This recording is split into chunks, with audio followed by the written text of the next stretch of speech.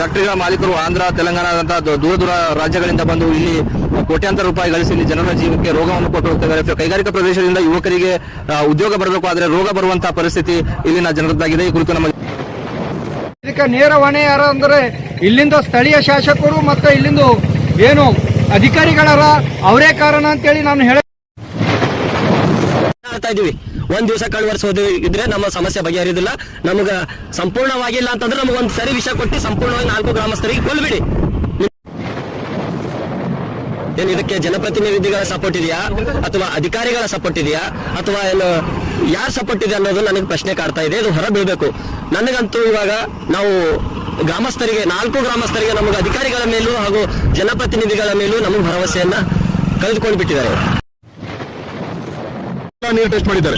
ನಾವು ಟೋಟಲ್ ಆಗಿ ನಾವು JK ನ್ಯೂಸ್ ಮುಖಾಂತರ 2023 ಇಂದ ಇಲ್ಲಿ ಫೈಟ್ ಮಾಡ್ತಾ ಇದ್ದೀವಿ.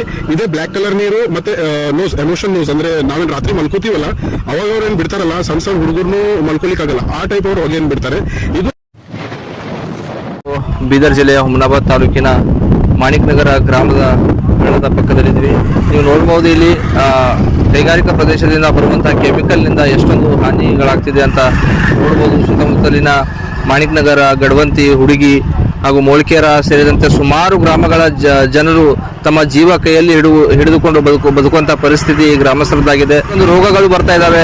ಫ್ಯಾಕ್ಟರಿಗಳ ಮಾಲೀಕರು ಆಂಧ್ರ ತೆಲಂಗಾಣದಂತಹ ದೂರ ದೂರ ರಾಜ್ಯಗಳಿಂದ ಬಂದು ಇಲ್ಲಿ ಕೋಟ್ಯಾಂತರ ರೂಪಾಯಿ ಗಳಿಸಿ ಇಲ್ಲಿ ಜನರ ಜೀವಕ್ಕೆ ರೋಗವನ್ನು ಕೊಟ್ಟು ಹೋಗ್ತಾ ಇದ್ದಾರೆ. ಕೈಗಾರಿಕಾ ಪ್ರದೇಶದಿಂದ ಯುವಕರಿಗೆ ಉದ್ಯೋಗ ಬರಬೇಕು, ಆದರೆ ರೋಗ ಬರುವಂತಹ ಪರಿಸ್ಥಿತಿ ಇಲ್ಲಿನ ಜನರದ್ದಾಗಿದೆ. ಈ ಕುರಿತು ನಮ್ಮ ಜೊತೆ ಮಾತನಾಡಲು ಮಾನವ ಹಕ್ಕುಗಳ ಹ್ಯೂಮನ್ ರೈಟ್ಸ್ ನ ಅಂತಾರಾಷ್ಟ್ರೀಯ ಅಧ್ಯಕ್ಷರಾಗಿರುವಂತಹ ಯುವ ಅಧ್ಯಕ್ಷರು ಬಜರಂಗ್ ತಿವಾರಿ ಅವರು ನಮ್ಮ ಜೊತೆಗಿದ್ದಾರೆ. ಬನ್ನಿ ಅವ್ರ ಜೊತೆ ಮಾತಾಡೋಣ.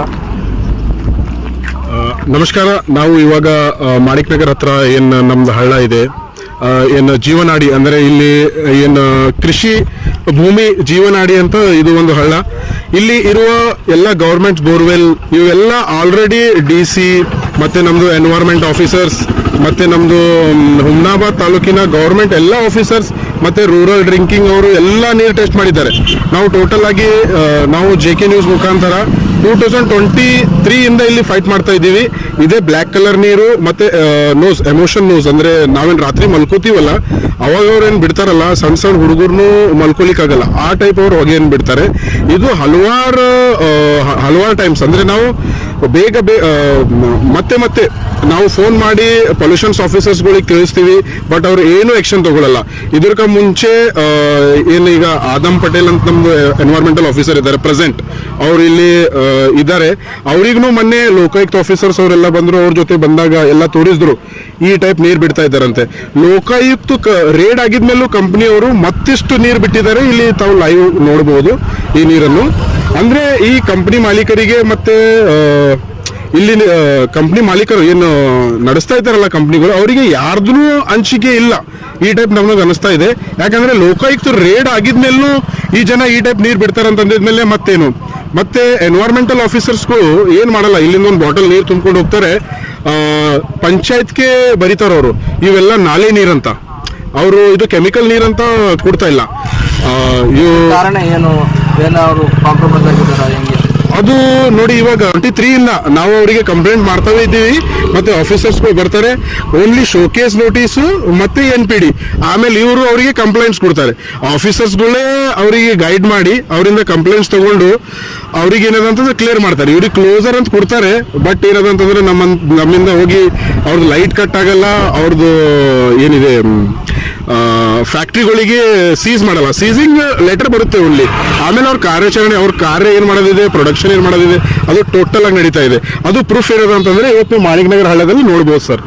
ಈಗ ಎಷ್ಟು ಕಂಪನಿಗಳು ಕ್ಲೋಸ್ ಆಗಿದೆ ತಮ್ಮ ಹೋರಾಟದಿಂದ? ಮತ್ತೆ ಈಗ ಸರ್ ನಾವು 2 ಸಲ ಹೋರಾಟ ಮಾಡಿದ್ವಿ. ರಾಷ್ಟ್ರಪತಿಯವರಿಗೆ ಲೆಟರ್ ಬರೆದಿದ್ವಿ, PM ಅವರಿಗೆ ಲೆಟರ್ ಬರೆದಿದ್ವಿ, ಮತ್ತೆ ನ್ಯೂ ದಿಲ್ಲಿಗೆ ಬೈ ಹ್ಯಾಂಡ್ ಸೆಂಟ್ರಲ್ ಪೊಲ್ಯೂಷನ್ ಬೋರ್ಡ್ದವ್ರಿಗೆ ನಾವು ಲೆಟರ್ ಕೊಟ್ಟಿದ್ವಿ, ಮತ್ತೆ NGTಗೂ ಇವಾಗ ನಾವು ರೆಫರ್ ಮಾಡಿದ್ವಿ. NGTಗೂ ನಾವು ಕಂಪ್ಲೇಂಟ್ ರೆಡಿ ಮಾಡಿ ಹಾಕ್ತಾ ಇದ್ವಿ. ಅದು ಆಗಿದ್ಮೇಲೆ ಮೊದಲನೇ ಸಲ 8 ಕಂಪನಿ ಬಂದಾಗಿದ್ದು, ಆಮೇಲೆ ಎಲ್ಲ ಅಂದ್ರೆ ಇಂಡಸ್ಟ್ರಿಯಲ್ ಏರಿಯಾ ಟೋಟಲ್ 6 ತಿಂಗಳು. ಈಶ್ವರ್ ಖಂಡ್ರೆ ಅವರು ಏನು ಪರಿಸರ ಜೀವಿ ಮಿನಿಸ್ಟರ್ ಆಗಿದ್ದಾರಲ್ಲ, ಅರಣ್ಯ ಪರಿಸರ ಜೀವಿ ಮಿನಿಸ್ಟರ್ ಆಗಿದ್ದಾಗ ಟೋಟಲ್ ಇಂಡಸ್ಟ್ರಿದು 6 ತಿಂಗಳು ಕ್ಲೋಸ್ ಮಾಡಿದ್ರು. ಆಮೇಲೆ ಮತ್ತೇನಿದೆ ಅಂತಂದ್ರೆ ಇವರೆಲ್ಲ ಚೆನ್ನಾಗಿದ್ದಾರಂತ ಡಿಸ್ಟ್ರಿಕ್ಟ್ ಪೊಲ್ಯೂಷನ್ ಆಫೀಸರ್ಸ್ ಅವ್ರೇನದಂದ್ರೆ ರಿಪೋರ್ಟ್ ಕೊಟ್ಟಿದ್ಮೇಲೆ ಮತ್ತೆ ಫ್ಯಾಕ್ಟ್ರೀಸ್ ಸ್ಟಾರ್ಟ್ ಆಗಿದ್ದಾವೆ. ಈಗ ಸ್ಟಾರ್ಟ್ ಆಗಿದ್ಮೇಲೆ ಚೆನ್ನಾಗಿದ್ದಾವ ಅಂತ ಸ್ಟಾರ್ಟ್ ಆಗಿದ್ದಾವೆ. ಇವಾಗ ನೀವು ನೋಡ್ಬೋದು ಹೇಗೆ ಚೆನ್ನಾಗಿದ್ದಾವ ಅಂತ. ನಮ್ದು ಹೇಳೋದಿಷ್ಟೇ, ಸ್ಟ್ರಿಕ್ ಆಗಿ ನಮ್ದು ಲೋಕಲ್ ಬಾಡೀಸ್ ಗೌರ್ಮೆಂಟ್. ಸ್ಥಳೀಯ ಗ್ರಾಮಸ್ಥರಿಗೆ ಯಾವ್ಯಾವ ರೋಗಗಳು ಅನುಭವಿಸ್ತಾ ಇದ್ದಾರೆ ಜನ? ಸರ್, ಸ್ಥಳೀಯ ಗ್ರಾಮಸ್ಥರಿಗೆ ಗಡವಂತಿ ಮತ್ತು ಮಾಣಿಕ್ ನಗರ್ ಮೇಲೆ ಗವರ್ನಮೆಂಟ್ ಹಾಸ್ಪಿಟಲ್ದವರು ರಿಸರ್ಚ್ ಮಾಡಿದ್ದಾರೆ. ಅವ್ರ ಹತ್ರ 46 ಪೇಜಸ್ ಒಂದು ಕಾಪಿ ಇದೆ ಹುಮ್ನಾಬಾದ್ DHO ಹತ್ರ, ಗೌರ್ಮೆಂಟ್ ಹಾಸ್ಪಿಟಲ್ ಅಲ್ಲಿ. ಅದರಲ್ಲಿ ಫಂಗಲ್ಸ್ ಮತ್ತೆ ಏನಂತಾರೆ ಅದು ಹೀಚಿಂಗು ಮತ್ತೆ ಬಹಳಷ್ಟು ಒಳರೋಗ, ಅಸ್ತಮಾ, ಒಳರೋಗ ಪ್ರಾಬ್ಲಮ್ಸ್ ಬಹಳಷ್ಟು ಇದ್ದಾವೆ ಅಂತ ಹೇಳಿದ್ದಾರೆ. ಲಾಸ್ಟ್ ಕ್ಯಾನ್ಸರ್ ಮೇಲೂ ಹೋಗ್ಬಹುದು, ಅದು ಎಲ್ಲರೂ ಮುಚ್ಚಿಡ್ತಾ ಇದ್ದಾರೆ. ಅದನ್ನು ಡಾಕ್ಟರ್ಸ್ಗಳು ಟೆಸ್ಟ್ ಮಾಡ್ಬೇಕಂತ ನನ್ನೊಂದು ರಿಕ್ವೆಸ್ಟ್ ಇದೆ. ನೋಡಿ ಸರ್, ಪ್ರತಿ ಮಳೆಗಾಲ ಬಂದಾಗ ಒಮ್ಮೆ ನಿಮ್ಮ ಮಾಧ್ಯಮಗಳ ಮುಖಾಂತರವಾಗಿ ನಾವು ಏನು ಬೈಟ್ ಕೊಡ್ತೀವಿ, ನಾವೇನು ನಮ್ಮ ಅಳಲನ್ನ ಹೊರ ಹಾಕ್ತೀವಿ. ಇದು ಅಳಲನ್ನು ಹೊರ ಹಾಕಿದಾಗ ಮಾತ್ರ ಅಧಿಕಾರಿಗಳು ಬರ್ತಾರೆ, ನೀರು ಒಯ್ತಾರೆ, ಇದು ಮಾಡ್ತಾರೆ, ಟೆಸ್ಟ್ ಮಾಡ್ತಾರೆ. ಬಂದು ಲಾಸ್ಟ್ ಟೈಮ್ ಮಳೆಗಾಲ ಸಂಭವಿಸಿದಾಗ ನಾವು ಪ್ರತಿಭಟನೆ ಮಾಡಿ ಒಂದು ಮಾಧ್ಯಮಗಳ ಮೂಲಕ ಅಧಿಕಾರಿಗಳಿಗೆ ಎಚ್ಚೆತ್ತುಕೋರಿ ಅಂತೇಳಿ ನಾವು ಮನವಿ ಮಾಡಿದಾಗ ಇಲ್ಲಿಗೆ ಬಂದು ಅವ್ರು ಏನದ ಎಲ್ಲ ಟೆಸ್ಟ್ ಗಿಸ್ಟ್ ಮಾಡಿ ನೋಡಿದ ಮ್ಯಾಗೆ 9 ಕಂಪನಿಗಳನ್ನು ಸೀಸ್ ಮಾಡಿದ್ರು. ಆದರೆ 9 ಕಂಪನಿಗಳು ಇವತ್ತು ಓಪನ್ ಆಗಿವೆ, ಮರು ಓಪನ್ ಆಗಿವೆ. ಯಾಕಾಗಿವೆ ಅಂತಕ್ಕಂಥ ಪ್ರಶ್ನೆ ನನಗೆ ಕಾಡ್ತಾ ಇದೆ ಸರ್. ಏನು ಇದಕ್ಕೆ ಜನಪ್ರತಿನಿಧಿಗಳ ಸಪೋರ್ಟ್ ಇದೆಯಾ ಅಥವಾ ಅಧಿಕಾರಿಗಳ ಸಪೋರ್ಟ್ ಇದೆಯಾ ಅಥವಾ ಏನು ಯಾರು ಸಪೋರ್ಟ್ ಇದೆ ಅನ್ನೋದು ನನಗೆ ಪ್ರಶ್ನೆ ಕಾಡ್ತಾ ಇದೆ. ಇದು ಹೊರ ಬೀಳಬೇಕು. ನನಗಂತೂ ಇವಾಗ ನಾವು ಗ್ರಾಮಸ್ಥರಿಗೆ, 4 ಗ್ರಾಮಸ್ಥರಿಗೆ, ನಮಗೆ ಅಧಿಕಾರಿಗಳ ಮೇಲೂ ಹಾಗೂ ಜನಪ್ರತಿನಿಧಿಗಳ ಮೇಲೂ ನಮಗೆ ಭರವಸೆಯನ್ನ ಕಳೆದುಕೊಂಡು ಬಿಟ್ಟಿದ್ದಾರೆ.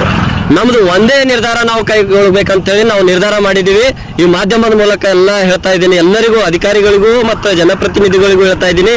ನಾವು ನಿರ್ಧಾರ ಏನು ಕೈಗೊಳ್ಬೇಕಂತ ಹೇಳಿ ನಾವು ನಿರ್ಧಾರ ಮಾಡಿದ್ದೀವಿ ಅಂದ್ರೆ, ನಾವು 4 ಜನ ಗ್ರಾಮಸ್ಥರು ಈಗ ನಾವು ಅಳಲನ್ನು ತೋಡ್ಕೊಂಡಾಗ ಮತ್ತೆ ಹೋಗ್ತೀರಿ, ಮತ್ತೆ ಬಂದ್ ಮಾಡ್ತೀರಿ, ಮತ್ತೆ ಅದೇ ಹಾದಿ, ಅದೇ ರಾಗ, ಅದೇ ಹಾಡು ಅಂದಂಗ ನಾವು ಮತ್ತೆ ಮುಂದಿನ ಮಳೆಗಾಲದಾಗ ಮತ್ತೆ ಅದೇ ಮಾಡಬೇಕು. ಆದ್ರೆ ನಾವು ಈಗ ಸಂಪೂರ್ಣವಾಗಿ ಒಂದು ದಿಟ್ಟ ಹೆಜ್ಜೆಯನ್ನು ಇಟ್ಟು ನಾವು ಪ್ರಾಣಕ್ಕೂ ಹೋದ್ರೂ ಸಹ ಇವತ್ತು ಒಂದು ನಿರ್ಧಾರ ಒಳ್ಳೆ ರೀತಿಯಾಗಿ ನಾವು ಸ್ಟ್ರಾಂಗ್ ಡಿಸಿಷನ್ ನಾವು ತಗೋಬೇಕಂತೇಳಿ ನಾವು ನಿರ್ಧಾರ ಮಾಡಿ ಇವತ್ತು ನಾವು ಬೀದಿಗಿಳಿದಿದ್ವಿ. ಇದು ನಮ್ಮ ಪ್ರಾಣ ಹೋದ್ರೂ ಪರವಾಗಿಲ್ಲ, ಸಮಸ್ತ 4 ಗ್ರಾಮದ ಎಲ್ಲ ಜನರು ಸೇರಿ ನಾವು ಕಂಪ್ನಿಗಳನ್ನ ನಮ್ಮ ಮೇಲೆ FIR ಇಲ್ಲ, ನಮಗೆ ಒಯ್ದು ಗಲ್ಲಿಗೆ ಏರಿಸಿದ್ರು ಸಹ ನಾವು ಬಿಡಲ್ಲ. ನಾವು ಈ ಕಂಪ್ನಿಗಳನ್ನ ನಾವೇ ಖುದ್ದು ಹೋಗಿ ಮುಚ್ಚಬೇಕಾದಂತ ಪರಿಸ್ಥಿತಿ ಉಂಟು ಮಾಡಿದ್ದಾರೆ ಅಧಿಕಾರಿಗಳಂತ ನಾನು ನೇರವಾಗಿ ಆರೋಪ ಮಾಡ್ತಾ ಇದ್ದೇನೆ ಸರ್. ಈಗ ಅಧಿಕಾರಿಗಳು, ಗ್ರಾಮ ಮತ್ತೆ ಜನಪ್ರತಿನಿಧಿಗಳಾಗಲಿ ಅಧಿಕಾರಿಗಳಾಗಲಿ ಈ ಗ್ರಾಮಗಳಿಗೆ ಬಂದು ಒಂದು 10 ದಿವಸ ಏನಾದ್ರು ಗ್ರಾಮ ವಾಸ್ತವ್ಯ ಮಾಡ್ಬೇಕು ಸರ್. ಅವರು ಒಂದು ವೇಳೆ ಅವರು ಗ್ರಾಮ ವಾಸ್ತವ್ಯ ಮಾಡಿದ್ರಂದ್ರೆ ಅವರಿಗೂ ಇಲ್ಲಿ ಏನ್ ಸಮಸ್ಯೆ ಇದೆ, ಏನಾಗ್ತಾ ಇದೆ ಅನ್ನೋದು ಅವರಿಗೂ ಸಹ ಬೆಳಕಿಗೆ ಬರುತ್ತೆ. ಅಲ್ಲಿ ಕುಂತು ಮಾತಾಡಿ ಇಲ್ಲಿ ಬಂದು ನಾವು ಹತ್ತಾಗ ಬಂದು ಕಣ್ಣು ಒರೆಸಿ ಆಮೇಲೆ ಊಟ ಮಾಡಿಸಿ ಹೋಗಿದ ತಕ್ಷಣ ನಮಗ್ ನೋವು ಆಗಲ್ಲ. ನಾವು ದಿನ ಆಡ್ತಾ ಇದೀವಿ, ಒಂದ್ ದಿವಸ ಕಣ್ಣು ಒರೆಸೋದು ಇದ್ರೆ ನಮ್ಮ ಸಮಸ್ಯೆ ಬಗೆಹರಿಯೋದಿಲ್ಲ. ನಮಗ ಸಂಪೂರ್ಣವಾಗಿ ಇಲ್ಲ ಅಂತಂದ್ರೆ ನಮಗೊಂದು ಸರಿ ವಿಷಯ ಕೊಟ್ಟು ಸಂಪೂರ್ಣವಾಗಿ 4 ಗ್ರಾಮಸ್ಥರಿಗೆ ಕೊಲ್ಬಿಡಿ, ನಿಮ್ಗೆ ಅವಾಗ ಅದು ತೃಪ್ತಿ ಸಿಗುತ್ತೆ. ನಮಸ್ಕಾರ. ಸುಮಾರು ಸಲ ಏನದಂದ್ರೆ ಮಾಧ್ಯಮ ಮೂಲಕ ಅನೇಕ ಸಾರಿ ಏನದಂದ್ರೆ ಈ ಹಳ್ಳವನ್ನು ಎಲ್ಲರ ಗಮನಕ್ಕೆ ತಂದೀವಿ. ಇವು ನೀರು ನೋಡಿ ಯಾವ ರೀತಿ ಇಲ್ಲಿ ಕೆಂಪು ಭೂಮಿ ಒಳಗೆ ಇವತ್ತು ಕರಿ ನೀರು ಬರ್ತಾ ಇದೆ. ಇದಕ್ಕೆ ಕಾರಣ ನಮ್ಮ ಹುಮ್ನಾಬಾದ್ ತಾಲೂಕಿನ ಕೈಗಾರಿಕಾ ಕಂಪನಿಯಲ್ಲಿ ಏನದ ಸುಮಾರು ಇಂಡಸ್ಟ್ರಿಯಲ್ ಏರಿಯಾಗಳು ಕಂಪನಿಗಳಿವೆ, ಕೈಗಾರಿಕೆ ಕಂಪನಿಗಳು. ಆ ಕಂಪನಿಗಳೇನದಂದ್ರೆ ರಾಜ್ಯರೋಷವಾಗಿ ಗೊತ್ತು ವಿಷಕಾರಿ ನೀರುಗಳನ್ನು ರಾಜ್ಯರೋಷವಾಗಿ ಹಳ್ಳಕ್ಕೆ ನಾಲಕ್ಕೆ ಬಿಡ್ತಾ ಇದ್ದಾರೆ. ಇವತ್ತು ತಾವು ನೋಡ್ಬೋದು, ನಮ್ಮ ಹಿಂದ್ಗಡೆ ಏನದಂದ್ರೆ ಇದು ಹಳ್ಳ ಇದೆ. ಈ ಹಳ್ಳ ಏನದಂದ್ರೆ ನಮ್ಮ ಕಾರಂಜಿ ಡ್ಯಾಮಿಗೆ ಹೋಗುತ್ತೆ.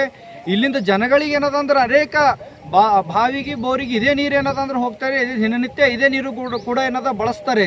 ಇವತ್ತು ಅನೇಕ ಸಲ ನಾವು ಏನದಂದ್ರೆ ಸ್ಥಳೀಯ ಶಾಸಕರಿಗೆ ಕೂಡ ಗಮನಕ್ಕೆ ತಂದೀವಿ, ಉಸ್ತುವಾರಿ ಸಚಿವ ಕೂಡ ಗಮನಕ್ಕೆ ತಂದೀವಿ, ಅನೇಕ ಅಧಿಕಾರಿಗಳು ಕೂಡ ಏನದಂದ್ರೆ ನಾವು ಗಮನಕ್ಕೆ ತಂದೀವಿ. ಇವತ್ತು ಯಾವುದೇ ರೀತಿಯಿಂದ ಕ್ರಮ ಆಗ್ತಾ ಇಲ್ಲ. ಯಾಕೆ ಅಂತ ನಮಗೆ ಗೊತ್ತಾಗ್ತಾ ಇಲ್ಲ. ಇವತ್ತು ಮೊನ್ನೆ ಏನದಂದ್ರೆ ಪೊಲ್ಯೂಷನ್ ಕಂಟ್ರೋಲ್ ಬೋರ್ಡಿನವ್ರು ಕೂಡ ಏನದಂದ್ರೆ ನೀರು ಸಂಗ್ರಹ ಮಾಡ್ಕೊಂಡು ಹೋಗಿದ್ದಾರೆ. ಇಲ್ಲಿವರೆಗೂ ಏನದಂದ್ರೆ ಯಾವ ಕಂಪನಿಗಳು ದಿಂದ ಹಾನಿ ಆಗ್ತಾ ಇದೆ, ಯಾವ ಕಂಪನಿಗಳು ರಾಜ್ಯರೋಷವಾಗಿ ನೀರು ಬಿಡ್ತಾ ಇದ್ದಾರೆ ಅಂತೇಳಿ ಇಲ್ಲಿವರೆಗೂ ಏನದಂದ್ರೆ ಬಹಿರಂಗ ಪಡಿಸ್ತಾ ಇಲ್ಲ. ಇದು ಯಾರು ತಪ್ಪಿಸ್ತೋರಿದ್ದಾರೆ ಅದಕ್ಕೆ ಸೂಕ್ತ ಕ್ರಮ ಆಗಬೇಕು. ನಾವು ಸುಮಾರು ಏನದಂದ್ರೆ ಒಳ್ಳೆ ಒಂದು 18-20 ವರ್ಷ ಹಿಡಿದು ಹೋರಾಟ ಮಾಡಿದ್ರು ಕೂಡ ಏನದಂದ್ರೆ ಅವ್ರಿಗೆ ಯಾವುದೇ ರೀತಿಯಿಂದ ಕಾನೂನು ಭಯ ಇಲ್ಲದೇ ಬಹಿರಂಗವಾಗಿ ಏನದಂದ್ರೆ ಇಲ್ಲಿ ವಿಷಕಾರಿ ನೀರುಗಳನ್ನು ಬಿಡ್ತಾ ಇದ್ದಾರೆ. ಇದು ನಾವು ಖಂಡಿಸುತ್ತೇವೆ. ಹಾಗೂ ನಮ್ಮ ಕರೆ ಇದೆ, ಮುಂದೆ ಬರೋ ಹಂತದಿಂದಲೇ ಕಂಪನಿ ಹಟಾವ್ ಹುಮ್ನಾಬಾದ್ ಬಚಾವ್ ಅಂತೇಳಿ ನಾವು ಉಗ್ರವಾಗಿ ಹೋರಾಟವನ್ನು ಹಿಡಿಬೇಕಾಗುತ್ತೆ. ಇವತ್ತು ಅನೇಕ ಸಲ ಏನದಂದ್ರೆ ಜನಪ್ರತಿನಿಧಿಗಳಿಗೆ ಅಧಿಕಾರಿಗಳಿಗೆ ಕೂಡ ಗಮನಕ್ಕೆ ತಂದರೂ ಕೂಡ ಯಾವುದೇ ರೀತಿಯಿಂದ ಕ್ರಮ ತೋತಲ್ಲ. ಇವತ್ತು ಗಡವಂತಿ, ಮಾಣಿಕ್ ನಗರ್, ಮೋಳಕೆರ ಅನೇಕ ಗ್ರಾಮಸ್ಥರಿಗೆ ಏನದಂದ್ರೆ ಈ ನೀರುಗಳಿಂದ ಹಾನಿ ಉಂಟಾಗ್ತಾ ಇದೆ. ಅನೇಕ ಮಹಿಳೆಯರಿಗೆ ಹಾನಿ ಆಗ್ತಾ ಇದೆ. ಆದ ಕಾರಣ ಇವತ್ತು ಅನೇಕ ಪುರುಷರಿಗೆ ಏನದಂದ್ರೆ ಕೂದಲುಗಳು ಹೋಗ್ತಾ ಇದ್ದಾವೆ. ಹೀಗಾಗಿ ಇದು ಸೂಕ್ತವಾಗಿ ಕಾನೂನು ಕ್ರಮ ತಗೊಳ್ಳಿಲ್ಲ ಅಂದ್ರೆ ಮುಂದೆ ಬರೋ ಹಂತದಿಂದಲೇ ನಾವು ಕಂಪನಿಯನ್ನು ಏನು ಎಲ್ಲಿ ಇಂಡಸ್ಟ್ರಿಯಲ್ ಏರಿಯಾ ಇದೆ ಆ ಏರಿಯಾದಲ್ಲಿ ಕುಂತು ಅನ್ನೋದಂದ್ರೆ ನಾವು ಉಗ್ರವಾಗಿ ಕಾನೂನುಬದ್ಧವಾಗಿ ಹೋರಾಟವನ್ನು ಹಮ್ಮಿಕೊಳ್ಳಬೇಕಾಗುತ್ತೆ. ಇದಕ್ಕೆ ನೇರ ಹೊಣೆ ಯಾರು ಅಂದರೆ ಇಲ್ಲಿಂದ ಸ್ಥಳೀಯ ಶಾಸಕರು ಮತ್ತು ಇಲ್ಲಿಂದ ಏನು ಅಧಿಕಾರಿಗಳರ ಅವರೇ ಕಾರಣ ಅಂತೇಳಿ ನಾನು ಹೇಳೋಕ್ಕೆ ಇಷ್ಟಪಡ್ತೀನಿ. ಯಾಕಂದರೆ ಸುಮಾರು ಸಲ ಅವ್ರ ಗಮನಕ್ಕಿದ್ದರೂ ಕೂಡ ಇಲ್ಲಿವರೆಗೂ ಏನದಂದ್ರೆ ಸೂಕ್ತ ಕಾನೂನು ಕ್ರಮ ತೋತಲ್ಲಿ. ಇವತ್ತು ನೋಡ್ರಿ, ಇದು ಮಾಣಿಕ್ ನಗರ ಹೆದ್ದಾರಿದು ರೋಡ್. ಇದಕ್ಕೆ ನಾವು ಗಡವಂತಿ, ಮಾಣಿಕ್ ನಗರ್, ಕನ್ಕಟ್ಟ ಈ ಕಡೆಯಿಂದೆಲ್ಲ ರೂಟ್ ಇದೇ ಇರೋದು. ಇಲ್ಲಿ ಬರೋ ಹೊತ್ತಿನಾಗೆ ಗೊತ್ತು ಸಣ್ಣ ಮಕ್ಕಳು ಏನದ ಸ್ಕೂಲ್ ಹೋಗೋ ಪರಿ ಮೋತಿ ಮುಚ್ಕೊಂಡು ಹೋಗೋ ಅಂಥ ಪರಿಸ್ಥಿತಿ ಬಂದಿದೆ. ಇಲ್ಲಿ ನೋಡಿ ರಾಜಾರೋಷವಾಗಿ ಇಂಥ ಕಪ್ಪು ನೀರುಗಳನ್ನು, ಈ ನೀರು ನೋಡಿದ್ರೆ ಯಾವ ರೀತಿ ನೀರಿದೆ, ಗಬ್ಬು ವಾಸನೆ ಹೊಂಟಿದೆ. ಇದಕ್ಕೆ ನೇರ ಕಾರಣ ಇಲ್ಲಿನ ಜನಪ್ರತಿನಿಧಿಗಳು ಮತ್ತು ಇಲ್ಲಿಂದ ಅಧಿಕಾರಿಗಳು ಅಂತ ಹೇಳಿ ನಾನು ಹೇಳೋಕ್ಕೆ ಇಷ್ಟಪಡ್ತೀನಿ. ನನ್ನ ಹೆಸರು ಶಶಿಕಾಂತ್ ಡಾಗೆ ಅಂತೇಳಿ, DYFI ಜಿಲ್ಲಾ ಸಂಚಾಲಕ. ನಮಸ್ಕಾರ. ಖರೀದಿಸುವ ಪ್ಲಾನ್ ಇದ್ದೀರಾ? ಹಾಗಾದ್ರೆ ಕೇತಕಿ ಡೆವಲಪರ್ಸ್ ನಲ್ಲಿ ಮೂಲಭೂತ ಸೌಕರ್ಯಗಳುಳ್ಳ CC road, footpath, garden, under drainage, water supply, ಉತ್ತಮ ಪರಿಸರವುಳ್ಳ ಫ್ಲಾಟ್ಸ್ ಲೇಔಟ್ ಲಭ್ಯ. ಬೀದರ್, ಹುಮ್ನಾಬಾದ್ ಸೇರಿದಂತೆ ಹಲವು ಭಾಗಗಳಲ್ಲಿ ಸುಂದರ ಲೇಔಟ್ಗಳಿದ್ದು ಅತ್ಯುತ್ತಮ ಬೆಲೆ, EMI ಸ್ಕೀಮ್ಸ್ ಅನ್ನು ಲಭ್ಯ. ಹಾಗಿದ್ರೆ ತಡೆಯಾಕೆ ಹಿಂದೆ ಸಂಪರ್ಕಿಸಿ 7676474747 MD ಸಂಗಮೇಶ್ ಚಿದ್ರಿ, ಹುಮ್ನಾಬಾದ್. ಗ್ರಾಹಕರ ಸ್ಯಾಟಿಸ್ಫ್ಯಾಕ್ಷನ್ ನಲ್ಲಿ ನಂಬರ್ 1 ತೃಪ್ತಿಕರ ದೈಹಿಕವಾದ ಹುಮ್ನಾಬಾದ್ನ SV TVS ಶೋರೂಮ್ ನಿಮಗಾಗಿ ತರುತ್ತಿದೆ ಹೊಸ ಮಾಡೆಲ್ಗಳ ಹೊಸ ಬೈಕ್ಗಳು. ಇಲ್ಲಿ TVS ನ ಸ್ಪೇರ್ ಪಾರ್ಟ್ಸ್ ಹಾಗೂ ಸರ್ವಿಸ್ ಕೂಡ ಲಭ್ಯ. ಹಾಗಿದ್ರೆ ತಡೆಯಾಕೆ ಹಿಂದೆ ಭೇಟಿ ನೀಡಿ, ನಾಗಲಕ್ಷ್ಮಿ ದಾಬಾ ಹತ್ತಿರ, ಗುಲ್ಬರ್ಗಾ ರೋಡ್, ಹುಮ್ನಾಬಾದ್. ಹೆಚ್ಚಿನ ಮಾಹಿತಿಗಾಗಿ ಸಂಪರ್ಕಿಸಿ 8494951009.